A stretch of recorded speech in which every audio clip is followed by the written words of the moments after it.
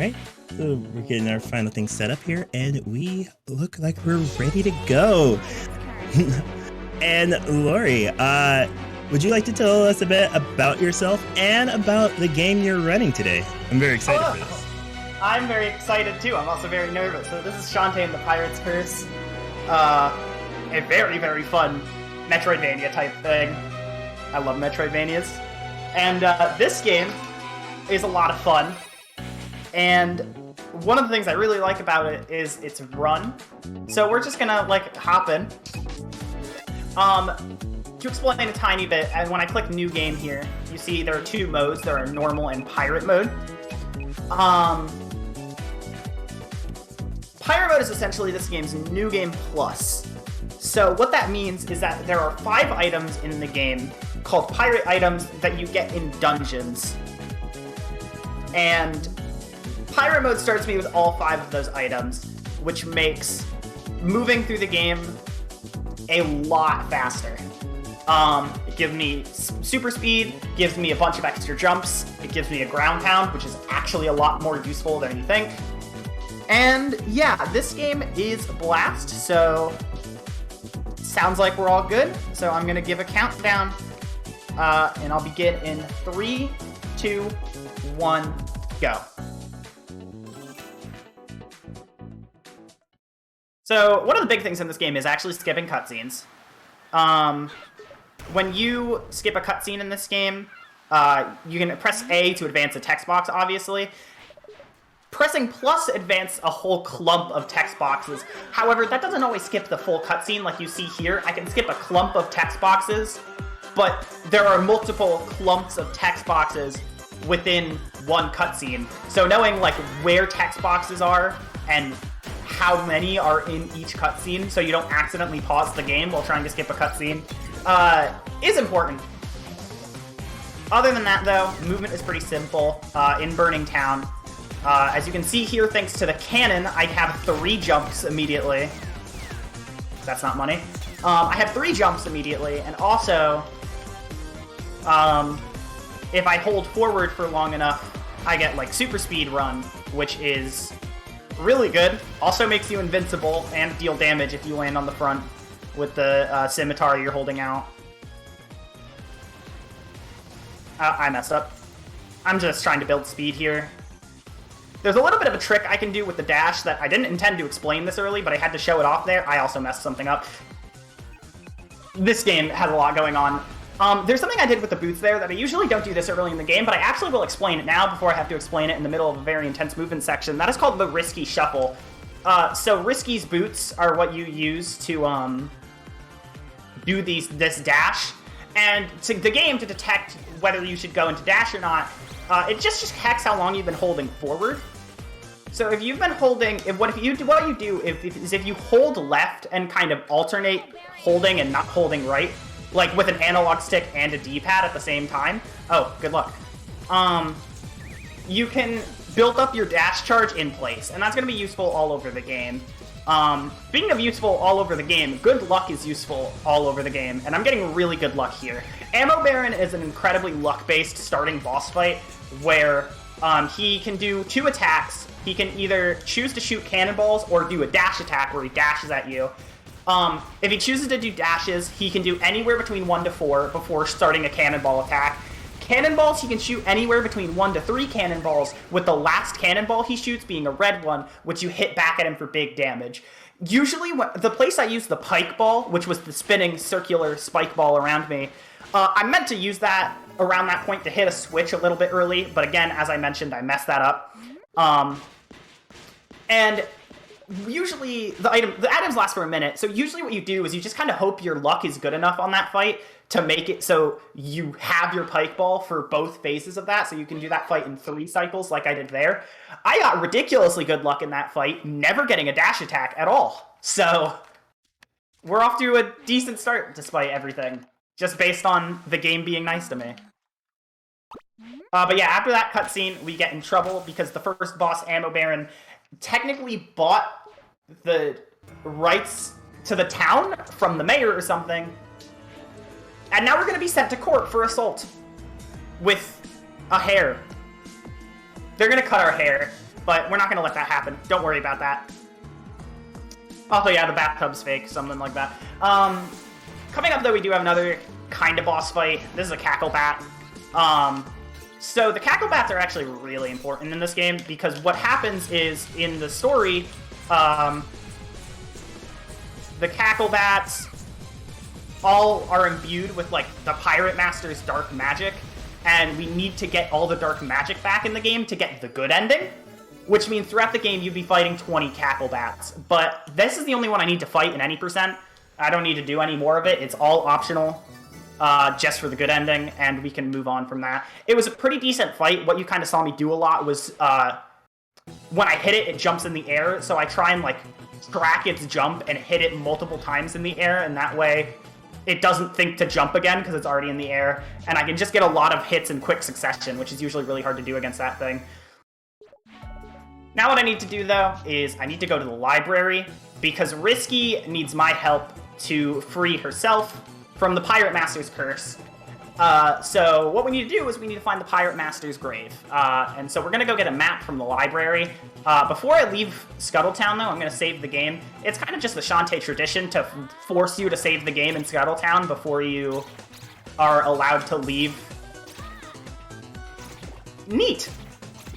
But yeah, this is Scarecrow Fields, and I'm going to be killing these Scarecrows with the dash because of a few reasons. One, every time you hit something with the dash attack, as you see, like, the more things I hit in the same consecutive dash, the less,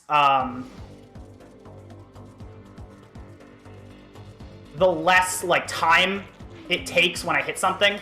And also I have a chance to get item drops. Item drops are really important in this run. I'm going to talk about them right now with these snakes. I need 3 flesh pops to give to Bolo to get the Royal Gate Key.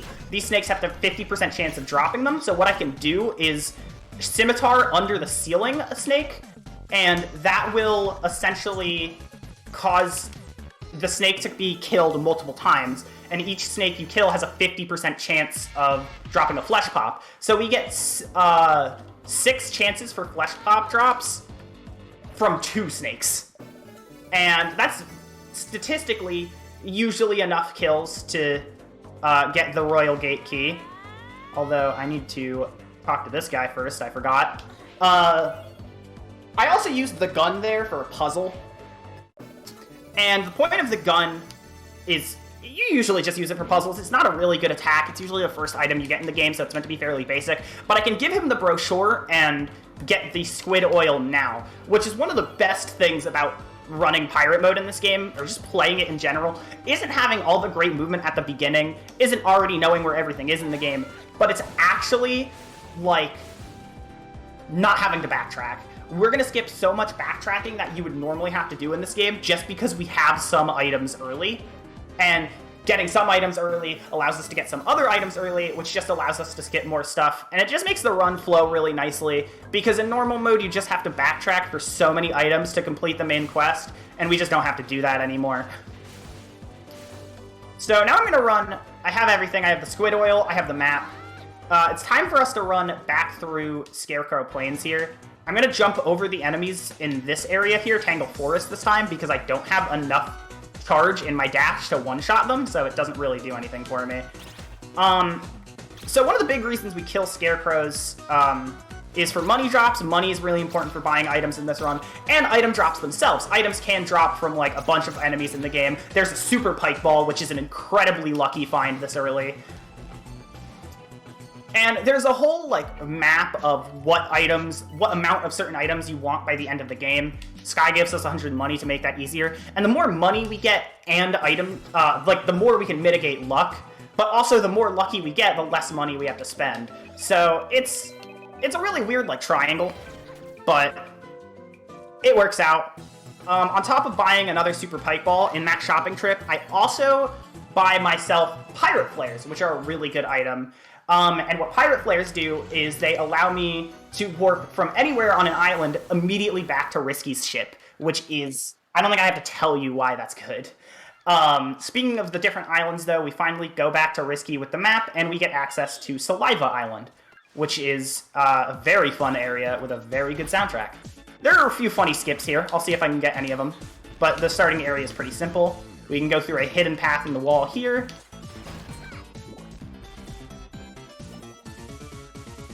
And then we have to go get the Ham Stink, which is a very funny item name, but it's real, trust me. We talked to these girls here. They want to swim in the water, but the waterfall's not running.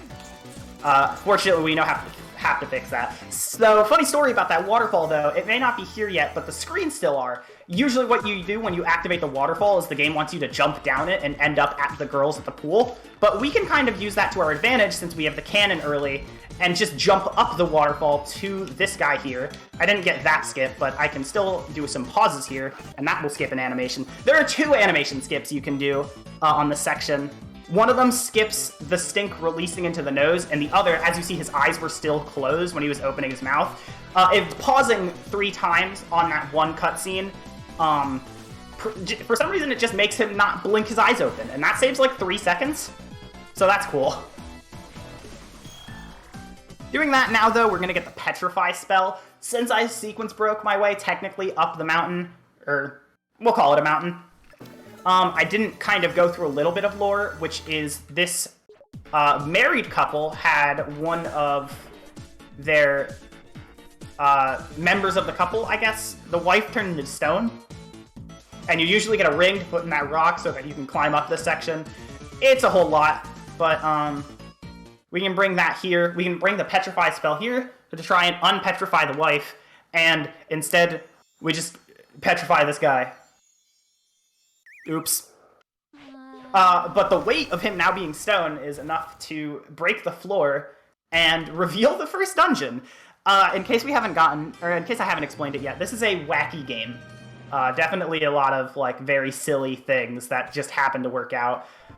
So now we're in the first dungeon of the game, Spittle Maze, and I'm immediately going to not be in the Spittle Maze dungeon. I'm going to be in the Hidden Labyrinth, which is a reference to Dribble Fountain, the very first dungeon from the very first Shantae game. This is a setup for later in the run, because keys in this game are very important in dungeons, and they're also universal.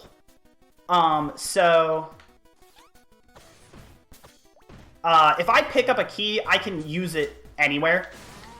Normally the game is designed such that that usually won't like come into effect. But we have some secrets. And the biggest one right here is going to be once I get my second key, which is just in here. Gonna shoot this. We can use the lamp, by the way, to suck up money from anywhere on screen, which is a really good thing, because again, we're gonna be collecting a lot of money in this run. When you fall like that, and the game has to respawn you in a damage boost situation, it puts you back at the beginning of the room you're in. So since that entire dungeon, secret dungeon, is like one room, if I just fall in the water there, I get to spawn back at the beginning and take my 2 keys out of the dungeon. Which is, yeah, how that universal keys thing I mentioned starts being a bit useful. That being said, though, now we're just going through a pretty basic portion of the dungeon here. That is not too difficult, so if we have a donation or two, now is a great time. And we do. I want to say we have a $50 donation from New, who says, gotta get my dono in now that I'm not stressing about the event. Plus this towards Kerbo, because who doesn't love the pink ball boy? I'm a big Kirby fan. Make sure you donate for that incentive. Same.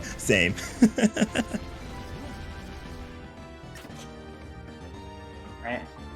I'm basically at the boss now, so I can pick back up. Thank you so much. This is the first kind of big boss, technically the second because Ammo Baron, but it's the boss of the first dungeon, so, I mean, they're also pretty easy. So this is Cyclops Plant. This boss's mechanic is usually the gun, because the gun is the item you get in this dungeon. We're just gonna jump up to the top and sandwich ourselves between the ceiling and the boss, and just use the scimitar to instantly destroy him, except he has a phase 2. Phase 2 kind of has a similar mission statement, except instead of being static at the top of the screen, he goes around. Fortunately, the pattern he goes around the screen in is very predictable, as you can see here. So I'm just going to, like, line up on a certain part of the floor. And there you go. That's your Cyclops Plant fight. That was a very good fight. That can be really difficult if you get off rhythm, but I nailed it, and I'm really happy. So that's the end of the first dungeon. I got an item drop on this dungeon, so I'm actually going to show off a very neat trick called item eating.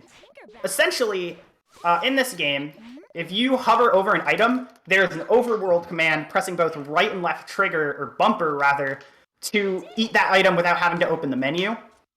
And if you like land on an item, like a key or a map, and then eat a food item before you land, you'll collect that item, the key or the map, but you'll play the animation of eating the food over picking up the key or map, and that's a much shorter animation.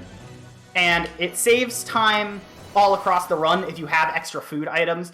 World record routes will literally go to the shops just to buy, like, a bunch of cheap healing items.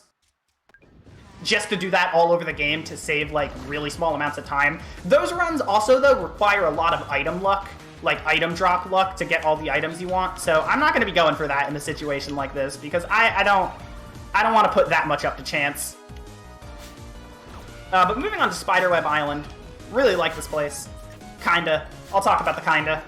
But with the cannon and scimitar early, we can get this fossil now, which is another just instance of skipping out on backtracking. Yeah, okay. I messed up the setup there, but it's fine. So coming into this section, you know that part of me that just said I'm not a big fan of this island sometimes? This is that sometimes. So, welcome everybody to Run Run Roddy Tops. I have no attack button, I have no items, I don't have health. If I get hit by any enemy at any point, I get sent back to the beginning of the screen I'm on. It's a very interesting section of the run for sure. Stressful, difficult. You pick your own words. Am I gonna get gatekept? Yes, I am. Yeah. So these tongue guys, despite how the section looked, there is actually a bit of speed tech in this section. These tongue guys didn't get gatekept this time. A lot of them tend to appear right here, as you see, right in the middle of these like ledge drops. And they swing their tongue left and right often, but if I'm able to like get off a ledge a tiny bit as their tongue is coming out, I can usually tend to drop off the ledge before their tongue would normally hurt me. And that can save a lot of time over the course of this section. On top of saving time with those, these spikes, when you enter a room, their cycles are, I don't know if they're random or they're like, I don't exactly know how their cycles work, but depending on what your spike cycle is going into a room, it can save or cost you time. I also did a little bit of a funny thing with the tongue guys that I'll talk about now because you're going to see it again, where on that one screen I kind of dashed back and forth in place when there was a tongue guy below me, and that activated his tongue from where I was. And when a tongue guy sucks back in his tongue, he kind of has like a grace period before he'll do it again. So I activated him from above so that he would be in that grace period when I was actually crossing by him, and made that screen a little bit faster by doing so. And safer. This screen, speaking of safe screens, those guys just didn't show up, is very interesting. So there are these gravestone guys in this section, and usually they only have a hitbox when they pop up. However, the interesting thing to note is that that first room has a bunch of like real gravestones, and then the gravestone guys are in set pattern throughout the room. Every other gravestone in this section after that first gravestone guy room is going to be an enemy. So for the most part, I can just jump over them when I see them, but for that one specific room, it's really important to know which gravestones are going to attack you. That being said, they attack you randomly, so it's also really funny and annoying. I don't mean to sound too negative about this portion of the game, especially casually. It is really fun. It's very, as I mentioned, it's very stressful in a speedrun setting, because one hit can send you back to the beginning of a very long room. There are also very minuscule time saves I can get by just like jumping, so my fall speed's a little funnier. It's weird. We're nearing the end, fortunately. Things have been going pretty alright so far. I'm not going to say they've been going great, because I did die a few times, and also I feel like that would jinx it. Especially when we get to the last enemy here, these ghost guys are my least favorite. Smiley face. They jump out of the ground at random height intervals and shoot a projectile at whatever height interval they popped out at. This screen I'm entering in particular can put you in some really sticky situations with the projectiles. Thankfully, I managed to avoid that one right there, so I don't have to start this room over. There's a risky strat some people do where they jump over that ghost I waited under. I'm never going to do that.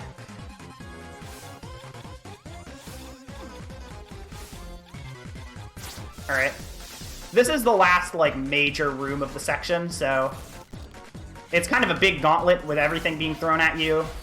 And I also want to play it safe at the same time. There's, like, a little cycle skip you can do with spikes here if you do the room really well up to this point. However, because of the pattern I got with the gravestone guys, I decided to play it a little safe, and I didn't end up getting that cycle.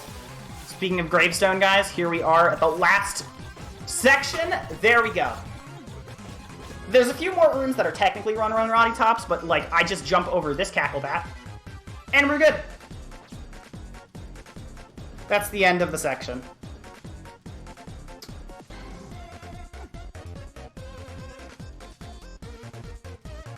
So yeah, that's, like, one of the most stressful things in this run, done very well. So now that that's over, coming up next is going to be preparing to enter the next dungeon of the game. Abner and Roddy Tops are looking for their younger sibling, Poe, who is out by their carriage. This carriage needs repairs, so we give them the squid oil that we got earlier, and now we can ride the carriage. The game doesn't normally let you walk through Run Roddy Tops again, so this carriage is actually the only way to go between the opening of Spiderweb Island and wherever Roddy Tops' home is. But thankfully, we don't really need that section of the game for anything, so, I mean, it's fine. Coming up, though, I will be feeding the shriveled thing that we just got from Poe into the mouth here, and this mouth is the second dungeon, Cackle Tower. So this is a pretty important dungeon for one reason, which is coming up in a little bit. These skeletons have probably the best chance in the game to drop super pike balls, which are a really good important item for the later parts of this run. There's one. Awesome.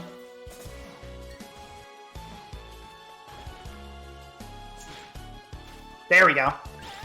Okay, I messed that up, but that's fine. So, yeah, it's really good to get item drops here. However, this person right here is also very important. I didn't get the fast cycle that you can get if you have a pike ball here, but they have a chance to drop Super Monster Milk on death, which is a pretty hard to find, very good item for the run. I got a normal Monster Milk drop earlier, and I was going to use it on this boss fight, so you'll be able to see what it does. But Super Monster Milk and Monster Milk just as a whole gives you a, like, minute-long just attack buff to your standard attack, which, yeah, no, I think that's pretty self-explanatory.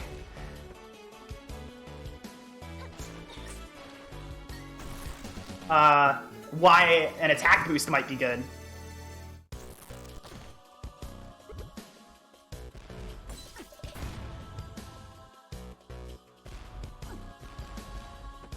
So yeah, now that that's done, I got a bunch of extra keys I might need, and I'm on my way to the end of the dungeon, which is just up here. If you couldn't tell, this is the dungeon where you normally get the hat, so now the hat is no longer considered a sequence break. The boots and the cannon, arguably the two most useful items, are like the last two items you get, so like sequence breaking is still a huge thing here. But now it's time for Empress Spider, which, again, I got a bonus Monster Milk drop, I'm also going to use a Super Pike Ball here. And then I'm going to wait for them to drop. I messed it up. So Empress Spider is a little bit tricky, especially because they have a very tricky, like, fast strat that I would not attempt in a marathon. Essentially, the goal here is to pay attention to what attack Empress Spider is doing, because they tend to pause in place when hit, as you might be able to tell. If they do a wiggle like this, it means they're gonna, like, do, like, a spit attack, and they're gonna stay up in the air. So I generally want to follow them up in the air. Otherwise, they'll drop down to the ground, and I want to try and keep them in place for as long as possible. That wasn't a particularly great fight, but having the lucky Monster Milk drop really made the luck there, like, or the execution there more manageable, rather, just because I naturally had more attack than a average luck run would have at that point. But that's the end of Tan Line Island. Or, no, that's the end of Spiderweb Island. Now we get the map to Tan Line Island. We're going to use our first Pirate Flare of the run to get back to Risky's ship. And we get to move on to what I consider to be, like, the beginning of the really hard portion of the run. The next two entire islands are, like, if you thought Run Run Roddy Tops was a stressful section, the entire next two islands are, probably more, like, overtly difficult. Maybe not as stressful, depending on how you look at it, but the difficulty here is definitely notable. And also, Tan Line Island is the supreme part of the run for item luck. I'm going to do the route I normally do here, where I'm going to be killing a fair few enemies that have a chance to drop some good items like Super Pike Balls or Super Monster Milks. Sadly, nothing there. But, oh well.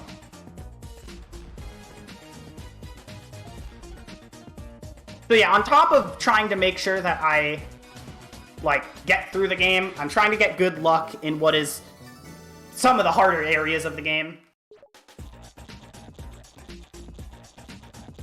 Another item I'm looking for, you saw me killing those cactus guys on the first screen, is a bubble shield, which is a minute-long shield that nullifies, like, all projectiles. It's very good.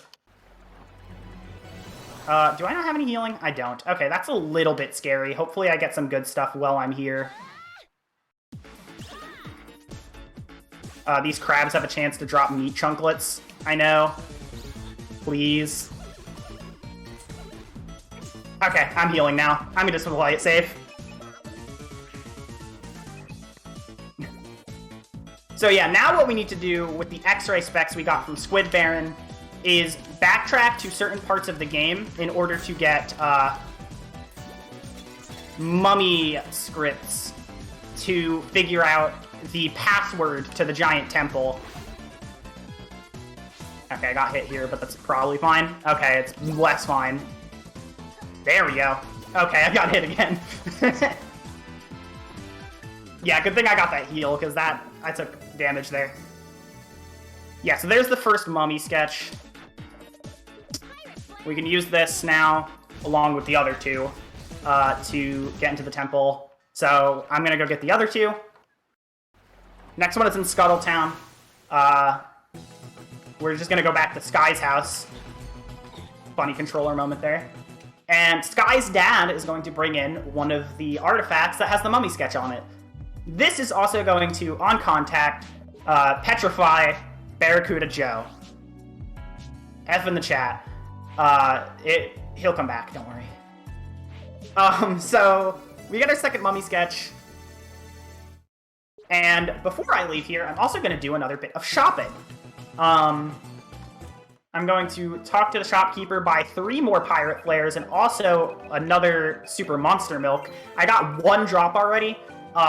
However, it's like, the super monster milk is like the item you're usually the least likely to find, because it's a very good item, so the game is kind of stingy about giving it to you from enemies. So, usually in my runs, I buy a backup one here.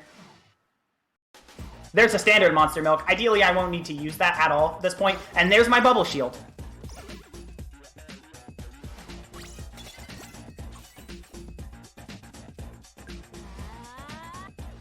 So this skeleton bridge run is like the best point in the game for super pike ball drops. I probably already have enough for the rest of the game.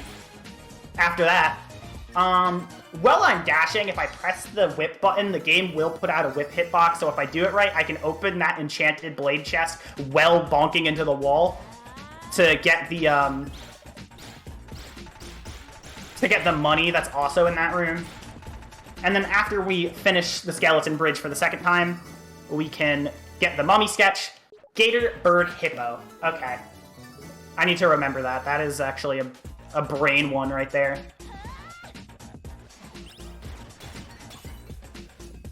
Gator, bird, hippo. Gator, bird, hippo. Super monster milk? Awesome. Okay.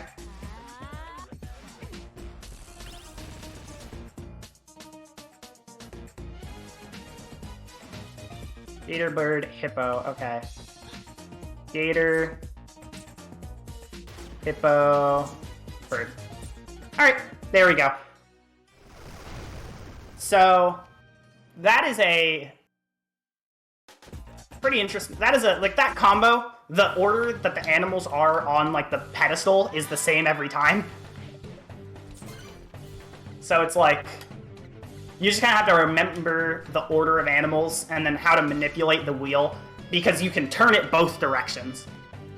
But coming up is Tanline Temple, which is a personal kind of Achilles heel of the run for me. There's another one I'll talk about. But this section is pretty scary. It's a stealth section, everybody's favorite, where I just have to not get caught by these wolf guard dudes. I can get a fast cycle here if I jump up these chains fast enough, as you saw there. I can also get a key here. And I'm also going to grab some backup money. After this point, with the item drops I've been getting, I don't even know if I need that much money anymore, but I figure I'll just be safe, and like, worst case scenario, I can buy some extra healing items. I'm going to go for a very risky cycle on this room with the guards, that if I get it, saves like 5 seconds or so, and if I don't get it, I lose like a minute. I got it! It's just that easy.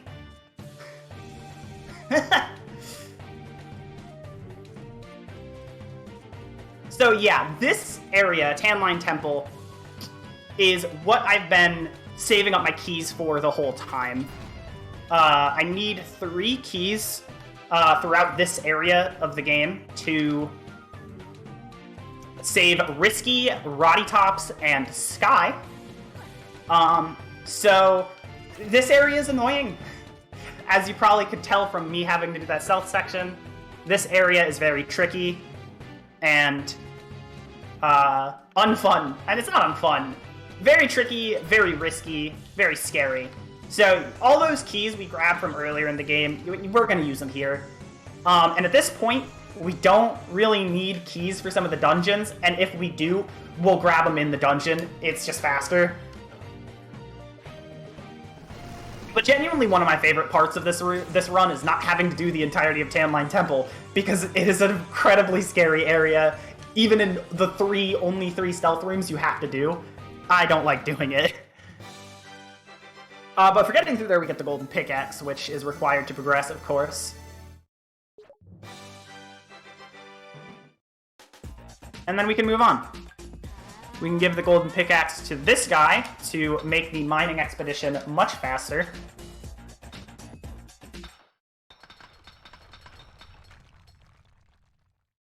And then these monsters come in and they're gonna scare the guys off. But it's gonna reveal the second half of the area to us, the important people. So, there we go. Yeah, now it's just kind of, I'm on a straight run to the next dungeon. I didn't get a strat where I can keep my boot speed here, so I'm going to take this opportunity to just, like, get rid of that enemy to see if I get my last Super Monster Milk drop. Based on my math, I still need one more Super Monster Milk drop, and then I'm completely good on item drops for the rest of the run. So that's really good. Entering the last catacombs here. Yep. This area is usually where you get the scimitar, as you might be able to tell by that room that has a lot of stuff going on. So what we're going to do with this room is we're going to dash into this room, and try and make our way down without taking a lot of damage. It's almost guaranteed we'll take a little bit in this room, but I mean, less is better, so I'll play it safe. There we go. I don't even need that much money anymore. And then we get to this enemy gauntlet here, where I'm going to be trying to do a lot of risky shuffles, because dashes do a lot of damage. And it ends with 2 Scorp Gals, which are the last Scorp Gals we're going to fight in the run. So here's hoping my last Monster Milk shows up. There it is. All right, awesome. Coming up next is a strat I'm not good at, but I can try. I don't think I'm getting it. Nope. Absolutely not. I'm just going to clear some space here. Yep, okay, I got speed on the second cycle. So, coming up next is our 4th boss of the run. We have Squid Baron. And Squid Baron is a very fun fight, where essentially my goal is just to try and hit him as much as possible early on. Essentially, Squid Baron is another boss like Cyclops Plant with 2 phases. And the reason why this is important is because what Squid Baron is doing when you hit him in first phase, or when you get rid of his first phase, is actually what determines his attack pattern during phase 2. So, there is a cycle that's a little bit faster than the one I got, but I'm used to the one I got, so I kind of know my own strats here. And I'm probably 1 hit away. Yep. There we go. Very easy. Honestly, one of the easier bosses of this run. Every other boss is kind of annoying, or it's Ammo Baron, which is luck-based. But still a very fun boss, so happy to be doing it. Do we have time for a quick donation? Yeah, let me just explain one thing about my order of operations, I guess. So, coming up next is Bog Island, which is notorious for the Village of Lost Souls. I need a death mask to get into there. So what I'm going to do is I'm going to bring the fossil and the X-ray specs to Bolo in Scuttle Town, and he'll get me the death mask to enter the Village of Lost Souls after I run through Bog Island. So we're about to go through that run through Bog Island, so that is the perfect time for donations right now. All right. So we have a $5 donation from Ixiot, who says, first time donator to any marathon. Wanted to support the cause after reading about it as someone who's enjoying it, and what a better time to do it but during the run of my pal Laurie. Wish the best of luck in every runner for the rest of the marathon. Thank you so much. Yeah, and then this is a very particular movement section.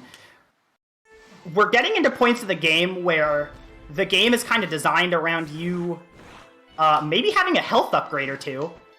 So a lot of enemies in this area do a lot of damage. Notably, a lot of damage meaning half of my health bar. Because, yeah, we don't get any health upgrades in this run, but they do exist. So, this is the part of the run where movement starts mattering a lot more. This island has a lot of really small corridors, like the ones you just saw here. And, again, if you lose your run speed and get hit by an enemy, they deal half of your health. So it's pretty scary, but that was a really good Bog Island. And now we're in the Village of Lost Souls. Which also has quite a bit going on, but don't worry, I'm here to explain it. Big thing we need to do is we need to get the red, green, and blue coins. Because there are 3 gamers in the middle that want to play a game with you, but they all lost their gamer coins, so you need to go find them for them.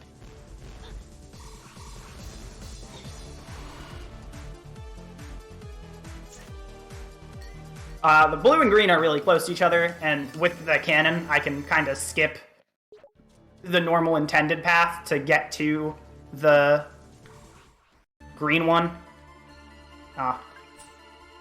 There we go.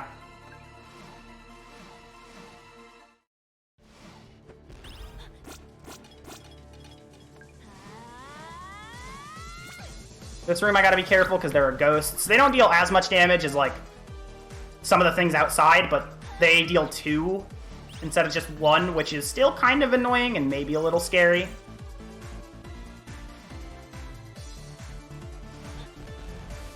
But the last coin is all the way down here. Something important to note about the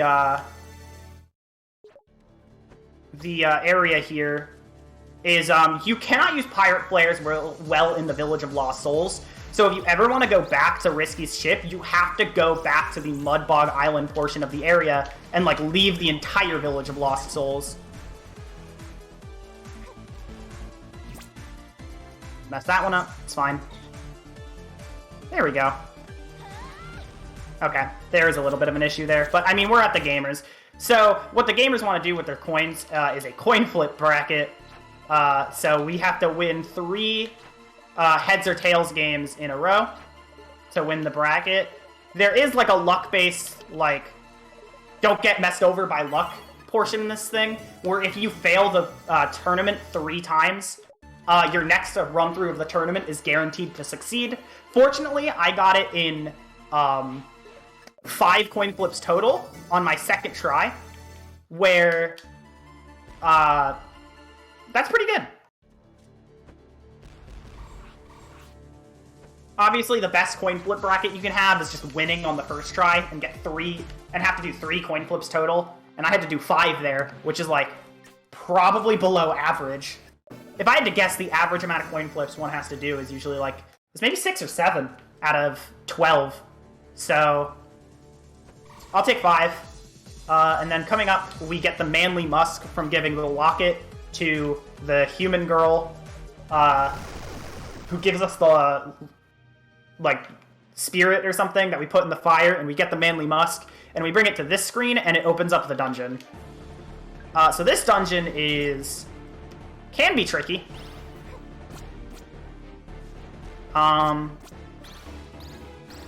There's mainly just, like, one thing to keep track of, but it shouldn't be too much of an issue.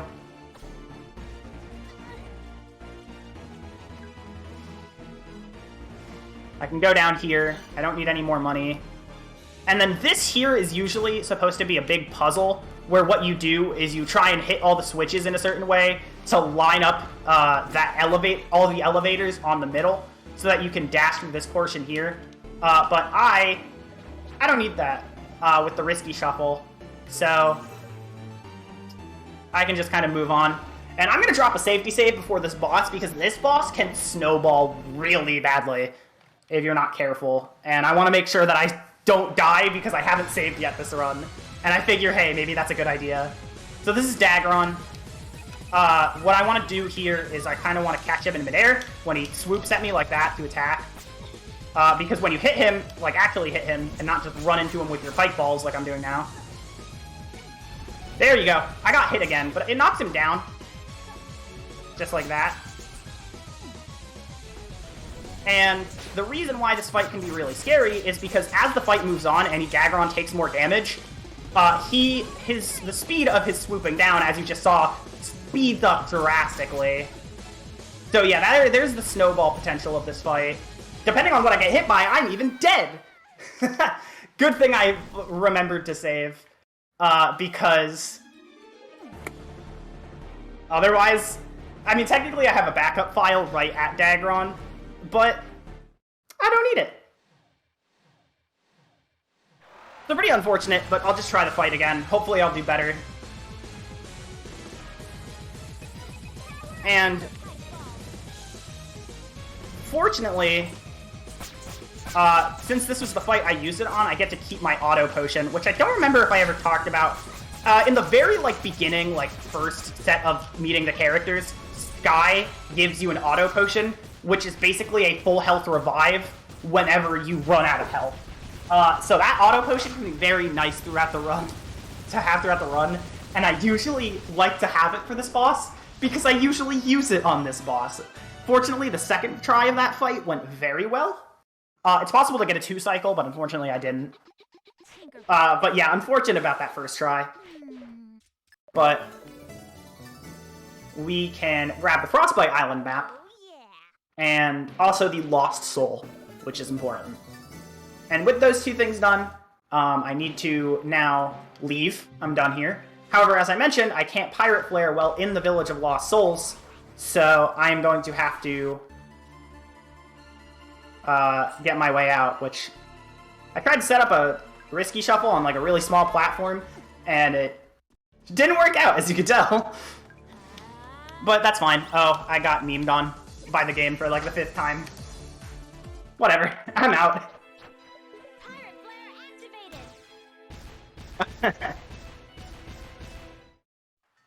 There we go. We give Risky the Frostbite map, and we're on to the last like major island of the game here. So making really good progress. This is Frostbite Island. Once we land.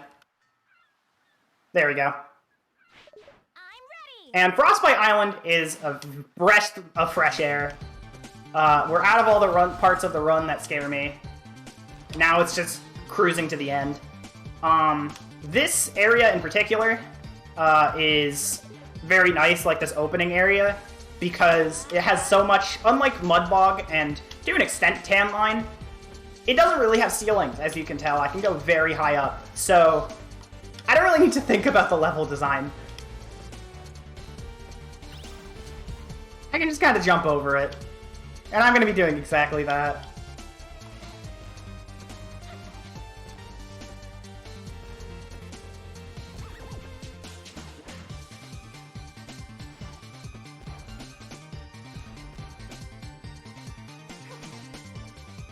Once we make it to this part of the island, though, I just have to jump up this rope very quickly, and we make it our way to Propeller Town.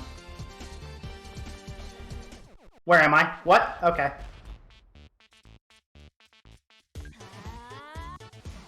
So this is Propeller Town. It's a very vertically inclined area. I fell off. But it has a lot of horizontal dashing sections like this, so I don't know why I did that. It doesn't matter. There we go. This part can be pretty tricky. Just because, like, I haven't explained it yet, but this area is terrifying. Or this whole game is terrifying to play sometimes.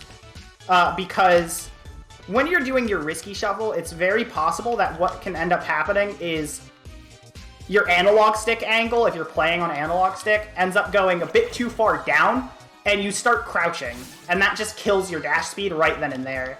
When I started learning this game, it had pretty bad stick drift downwards, so that, like, just killed me all the time. But, it kind of gave me a habit for holding my stick a little bit more up than usual in this area, and I messed this up. So I used the cannon to skip under these blocks, but I don't know why I went for a dash setup here when I can just, this is a save screen, I can just dash here. But yeah, no, it gave me quite a habit when I was learning this game for holding the stick up and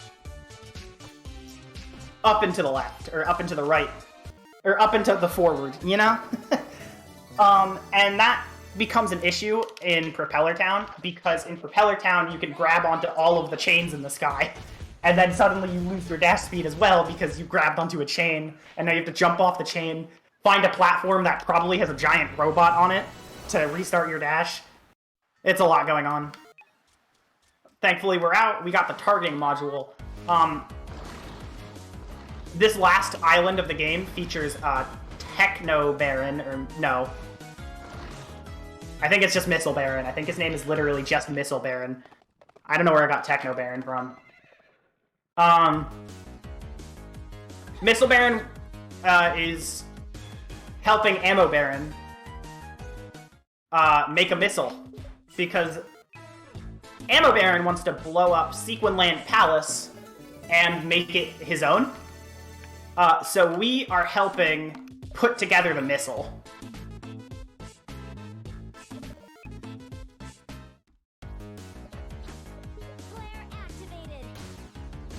So the first thing we do is we get the targeting module from Bolo, which is why we went to Propeller Town. Then we turn the lost soul we have into the Spirit of Joe. And we also turn in our Death Mask for an extra Pirate Flare. I'm also, speaking of Pirate Flares, going to buy my last 2 of the game. So, that's the rest of my shopping. So yeah, now we have the last things that we need to make the cannon, but we need to go get Branson, who is a character. And this is where the Enchanted Blade comes into play.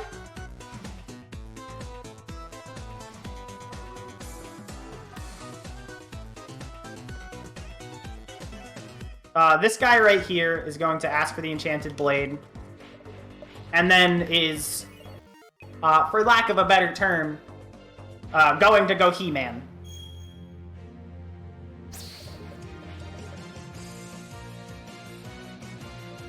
And after that, we can just Pirate Flare back to the ship. And it's really just to get those 2 girls away from him, because we need those 2 girls to fire the missile.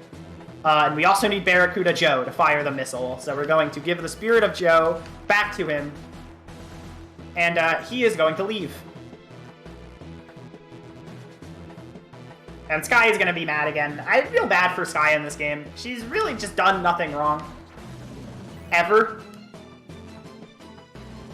And she's just getting tortured. But yeah, so the missile that they want to fire at the palace misses. As is in the name. It's called a missile. It's not a hittle?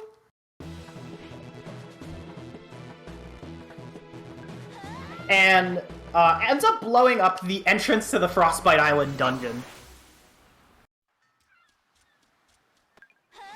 So we are going to go to Frostbite Island one more time to finish up the dungeon and head to the end of the game.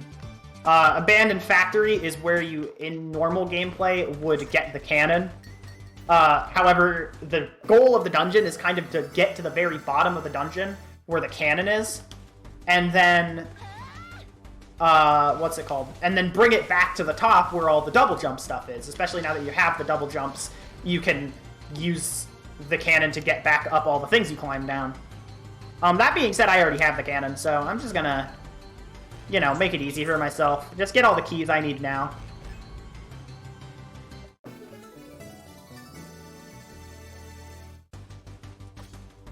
And now we can... Well, thank you. Use those 2 keys here. This room, you're supposed to use the conveyor belts to manipulate your dash state, but I have risky shuffling, so I can just make this room easier for myself. Up in this chest, there is a 3rd key.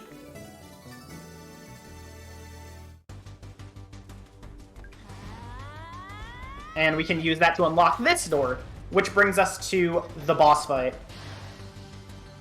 This boss fight is a guessing game. That's not a joke. It's we're guessing. So, Steel Maggot has 3 giant lights on his back, and we have to hit them with the cannon in the correct order to reveal the weak point. And then once we do that, I can use my items to start hitting the weak point for massive damage.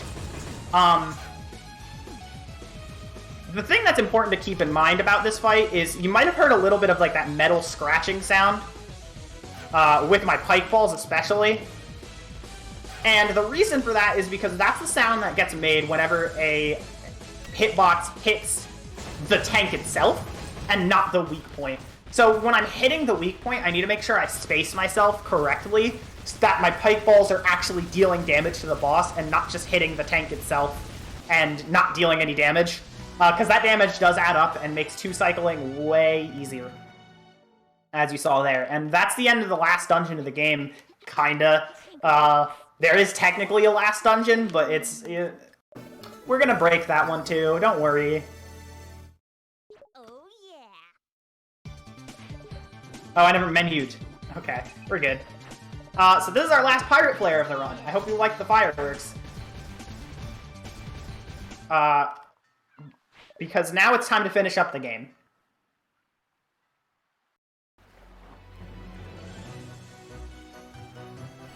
After all this, we finally made it to the Lonely Grave.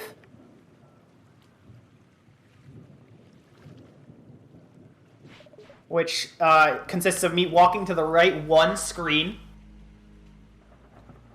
And then Risky getting abducted. Bye, Risky. So now it's up to us to save Risky and finally confront and try and stop the Pirate Master. As you can see, Scuttle Town now has a dark cloud over it. That's right, baby. It's time to end the video game. So this area I'm in of Scarecrow Fields is a little bit different. As you can tell, it's very dark now, and you can't see anything. A lot of the enemies in this area are from Bog Island, which is funny, but another thing to note is that since this is technically a different map from Daytime Tumble Forest, I have to break through those rocks again. And then we make it to Pirate Master Palace. So, Pirate Master Palace is the true final dungeon of the game. It is where the game ends. We can now jump up here and start the climb towards the ending.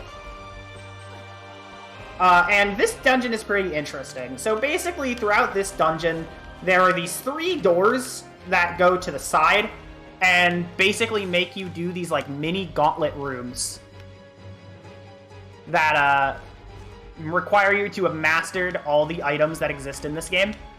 As you just saw there, I skipped one. These rooms with these platforms with like the little eyeball switches next to them, usually what they do is when you make it through a gauntlet room, you can hit that switch to activate a checkpoint kind of section. It creates a small platform like right below the platform I'm trying to land on with the skips. And that makes it so if you ever want to go back and buy items, it's ridiculously easy. But because of how little space there is between the 2 levels, we can just skip all of the gauntlet sections. And I'll drop a safety save before the final boss. Especially with the auto potion, it's very unlikely I'll die here. But I mean, I've had a lot of unlikely things happen this run. I'm not gonna risk it. My game crashed?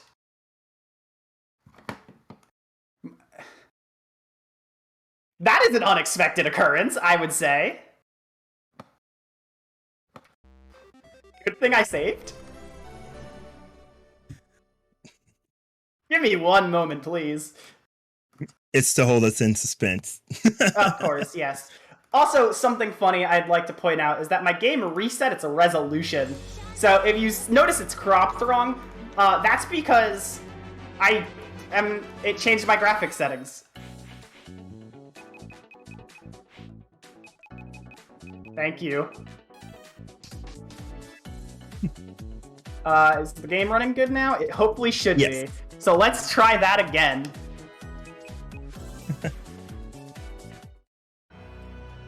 Also, Tina, you're saying this is the most Pirate's Curse thing that could ever happen. I know you've run this game way longer than me, but Steam says I have 54 hours in this game, and I've never had it crash! So there you go, there's your that's never happened before. Joining my usual item layout for the final boss against the Pirate Master here is the Bubble Shield, which, as I mentioned earlier, makes me entirely immune to projectiles. So when this guy starts throwing projectiles at me, as you see here, I don't have to worry about them at all. This boss can still be a little scary because he deals a full heart in contact damage if I run into him. So I have my auto potion actually still, so it's not as scary as it might be in some cases. Because I can just kind of get up here and then break down. Time is about to happen, by the way. Time. I should have pointed that out sooner, sorry. But because of us not getting all the dark magic for the good ending of the game, this 4-phase boss fight is only reduced to its first phase, which is kind of sad. It's a really cool final boss. It's a lot less stressful in a run setting because the last 3 phases are a lot harder than the first one. As you can tell, that first phase is not that bad. But yeah, unfortunately, we don't get the good ending. So It's not the happiest ending. Risky is eventually doomed to not die, but like lose control of her body entirely or something. It's a little bit dark. But I mean, hey, that's Shantae and the Pirate's Curse. You know, the game that has never been goofy a single time during its entire runtime and has been entirely serious and dark and brooding and kind of edgy, you know? But yeah, that was a lot of fun. Definitely a very interesting run. A lot of good luck, a game crash. But all the challenges to make it exciting. Yeah, it was exciting. That's a good way to put it. I mean, I had fun. That's really all I can ask for, you know? So, this isn't a PB, but for the sake of clarity, I will mention if you plan to run this game yourself, which you should, it's a great game. You're usually required to show your in-game time, which is on this screen right here. So there you go, 53:14, 58:10 real time. Pretty good. My PB is like a 55, so a 58, a low 58 is reasonably good. With that being said, though, that is all I have to say. So thank you all for having me and making sure if you enjoyed my run. Next up is a run of one of my favorite games. So stay tuned. Yes.